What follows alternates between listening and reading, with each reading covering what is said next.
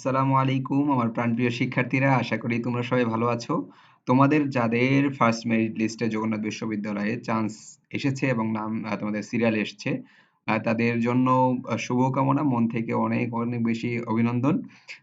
তোমাদের first merit লিস্টে যারা সাবজেক্ট পেয়েছো, তাদের ক্ষেত্রে একটা গুরুত্বপূর্ণ তথ্য শেয়ার করার জন্য আজকে আমি এই ভিডিওটি করব। সেটা হচ্ছে যে তোমাদের কি কি বিষয় গুরুত্বের সাথে ভর্তি হওয়ার ক্ষেত্রে নিয়ে যেতে হবে এবং কি কি বিষয় তোমাদের খেয়াল রাখতে হবে। ঠিক আছে? তোমরা যারা এ, বি, সি, ডি এবং ই ইউনিটের ফার্স্ট মেরিট লিস্টে সিরিয়াল এসছে বা তোমাদের সাবজেক্ট এসছে, তোমাদের কিন্তু ভর্তি বিজ্ঞপ্তি দিয়েছে। তোমাদের কত তারিখ থেকে কত তারিখের মধ্যে ভর্তি হতে হবে সেটা সম্পর্কে তারা কিন্তু নোটিশ দিয়েছে। পাশাপাশি কিভাবে ভর্তি হবে, কি কি বিষয় নিতে হবে, সমস্ত কিছু তারা বলে দিয়েছে। হ্যাঁ?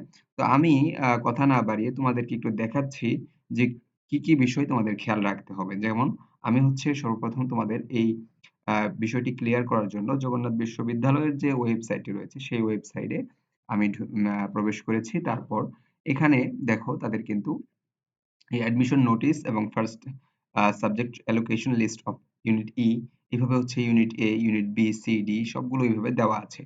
তো আমি যেকোনো একটা ইউনিট তোমাদের ওপেন করে দেখাচ্ছি যে তোমাদের কি কি বিষয় খেয়াল রাখতে হবে। ধরো আমি বি ইউনিটটা ওপেন করলাম। তো বি ইউনিটে এখানে তারা কি কি বিষয় বলেছে দেখো। তারা কিন্তু বলেছে যে আগামী ২৭/৪/২০২৫ তারিখ অর্থাৎ রবিবার থেকে, আগামীকাল থেকে আগামীকাল থেকে দুপুর ১২টা থেকে শুরু হবে। তো ৫ তারিখ পর্যন্ত অর্থাৎ মে মাসের ৫ তারিখ সোমবার, আ ওই রাত ১২টা পর্যন্ত, হ্যাঁ? দুপুর ১২টা থেকে আগামীকাল দুপুর ১২টা থেকে ৫ তারিখ রাত ১২টা পর্যন্ত বিশ্ববিদ্যালয়ের যে ওয়েবসাইটটি রয়েছে, যে ওয়েবসাইটে আমি অলরেডি ঢুকেছি, সেখানে তোমার নিজ নিজ প্যানেলে লগইন করতে হবে। তোমাদের যে লগইন আইডিটা রয়েছে, যেভাবে তোমরা আগে সাবজেক্ট চয়েস দিয়েছো, লগইন করে ওইভাবে সাবজেক্ট চয়েসের সময় যেভাবে লগইন করেছো, ঠিক সেভাবেই লগইন করে তোমাদের ভর্তি ফিস কিন্তু জমা দিতে হবে। এখন ভর্তি ফিস কত করে ভাইয়া? ভর্তি ফিস হচ্ছে বি ইউনিটের জন্য হচ্ছে ৳১০,৪৩০। তো ইউনিট ওয়াইজ কিন্তু এটা ভ্যারি করে। যেমন অন্য ইউনিটে তোমার যেমন ধরো এ ইউনিটে হয়তোবা যেমন ৳১২,৪৩০ এরকম, হ্যাঁ? তো আমি একটাই দেখাচ্ছি। তো তোমাদের ভর্তি ফিস জমা দিতে হবে কবে থেকে? তাহলে আগামীকাল দুপুর ১২টা থেকে শুরু করে রাত ১২টার মধ্যেই তোমাদের ভর্তি ফিসটা জমা দিতে হবে। ঠিক আছে? আচ্ছা। তারপর কি করতে হবে? তারপর হচ্ছে তোমাদের এই যে ভর্তি ফিস জমা দেওয়া শেষ হলো, এখন তার মানে তুমি সেখানে ভর্তি হবা। এখন ভর্তি হওয়ার জন্য তোমার কি করতে হবে? ওই যে তুমি আ টাকা জমা দিলা, দেওয়ার সাথে সাথেই তোমার মনে করো কি হয়ে গেল? তুমি ভর্তির জন্য এলিজিবল হয়ে গেলা। এখন আগামীকাল থেকে আগামী ৬ তারিখ পর্যন্ত তুমি এর মধ্যে সকাল ৯টা থেকে বিকেল ৪টার মধ্যে অফিস খোলা থাকবে। এই অফিসে খোলার টাইমে বা অফিস টাইমে তুমি তোমার যে ইউনিটে ভর্তি হবা, সেই ইউনিটে সরাসরি ডিন অফিসে গিয়ে তোমার প্রয়োজনীয় সকল কাগজপত্র জমা দিয়ে স্লিপ সংগ্রহ করে ভর্তি নিশ্চিত করতে হবে। ঠিক আছে? তার মানে তোমার টাকা জমা দেওয়ার সময় যে কয়দিন, ভর্তির সময়ও ১ দিন বেশি শুধুমাত্র। এর মধ্যেই তোমার ভর্তি কমপ্লিট করতে হবে। এখন ভর্তির জন্য কি, কি কাগজ লাগবে দেখো। এইটা হচ্ছে গুরুত্বপূর্ণ। তো তোমার ভর্তির জন্য যেমন এইচএসসি এবং এসএসসি ২ টার মূল নম্বরপত্র লাগবে। এটা কিন্তু মূল নম্বরপত্র, খেয়াল রেখো। হ্যাঁ? ভর্তির জন্য তোমার এসএসসি এবং এসএসসির মূল নম্বরপত্র লাগবে।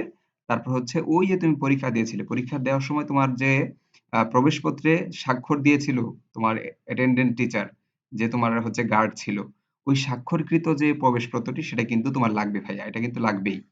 এরপর হচ্ছে অনলাইন হতে তোমার প্রিন্টকৃত ভর্তি ফর্ম। তো এই যে ভর্তি ফর্মটা রয়েছে, এটা হচ্ছে অনলাইন থেকে প্রিন্ট করে নিতে হবে। এই ভর্তি ফর্মটা তোমার কোথায় পাবে? তুমি যখন লগইন করবে, লগইন করে টাকা জমা দিবে, তখন সেখানে একটা ভর্তি ফর্ম আসবে। সেটা হচ্ছে প্রিন্ট করে নিতে হবে। আর তোমার ২ কপি পাসপোর্ট সাইজের রঙিন ছবি নিতে হবে। ঠিক আছে? সাদা কালো না, রঙিন ছবি ২ কপি নিতে হবে। এগুলোই হচ্ছে তোমার গুরুত্বপূর্ণ কাগজপত্র। এগুলো নিয়ে গিয়ে তুমি আর ২৭ থেকে ৬ তারিখের মধ্যে ভর্তি হয়ে যাবে। ঠিক আছে? তো এই বিষয়টা সব ইউনিটের জন্যই। এ ইউনিটের জন্যই সেম। এ ইউনিটে মোটামুটি একই কথা বলেছে। কি, কি নিতে হবে সেটাও সেম। শুধুমাত্র টাকার অ্যামাউন্টটা ভিন্ন। সি ইউনিটের জন্য মোটামুটি সেম। ঠিক আছে? তো আশা করি তোমরা বুঝতে পেরেছ। এরপরেও যদি তোমাদের কোনো কনফিউশন থাকে, কোনো কিছু জানার থাকে, অবশ্যই তোমরা আমাকে কমেন্টে এবং হচ্ছে আমার Facebook পেজে নক করে জানাবে। ঠিক আছে, তো ভালো থাকো। এরপর হচ্ছে আমি তোমাদের মাইগ্রেশন নিয়ে কথা বলব। মাইগ্রেশন সিস্টেমটা আসলে কিভাবে কি করবে সেটা নিয়ে খুব দ্রুতই তোমাদেরকে ভিডিওতে বলব। তো আল্লাহ হাফেজ।